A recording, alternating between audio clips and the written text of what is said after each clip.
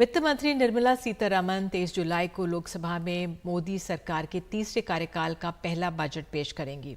Budget को अंतिम रूप देने की कवायद जारी है और इस बार छोटे और लघु उद्योगों ने बजट में वित्त मंत्री से विशेष पैकेज की मांग की है।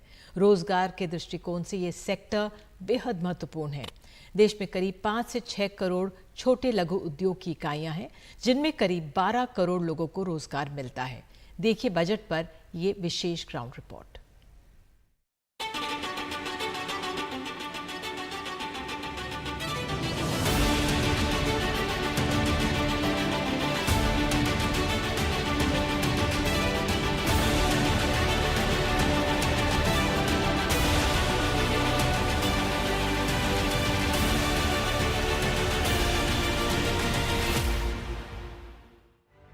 छोटे और लघु उद्योग चलाने वाले उद्योगपति, उनकी क्या एक्सपेक्टेशंस हैं? क्या आपको लगता है सबसे महत्वपूर्ण होगा आपके लिए इस साल के बजट में, जिसके बारे में वित्त मंत्री को सोचना होगा? एमएसएमई की दो सबसे बड़ी प्रॉब्लम्स हैं। एक है अवेलेबिलिटी ऑफ फंड्स, मतलब कैश फ्लो की शॉर्टेज, क्योंकि रॉ मटेरियल और टैक्सेशन इतने हाई हैं कि आपको कैपिटल की जरूरत से ज़्यादा आप जरूरत पड़ती है।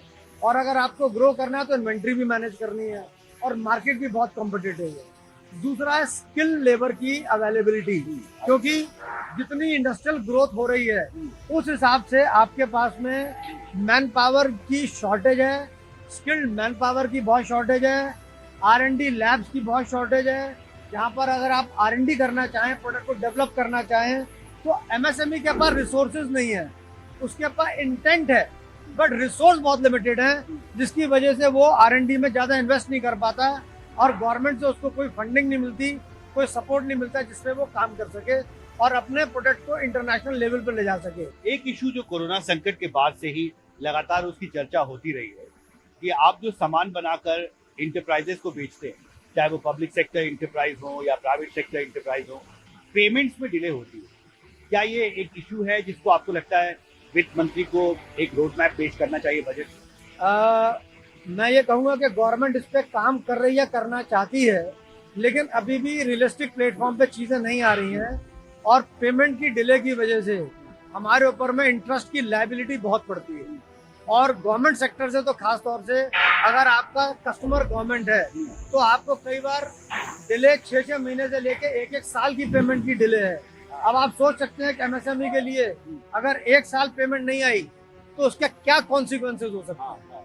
और हम अपने कोलेट्रल दे के बैंक से फाइनेंस लेते हैं, लेकिन जो क्रेडिट हम देते हैं किसी को, हमारे पास उसकी कोई गारंटी नहीं है।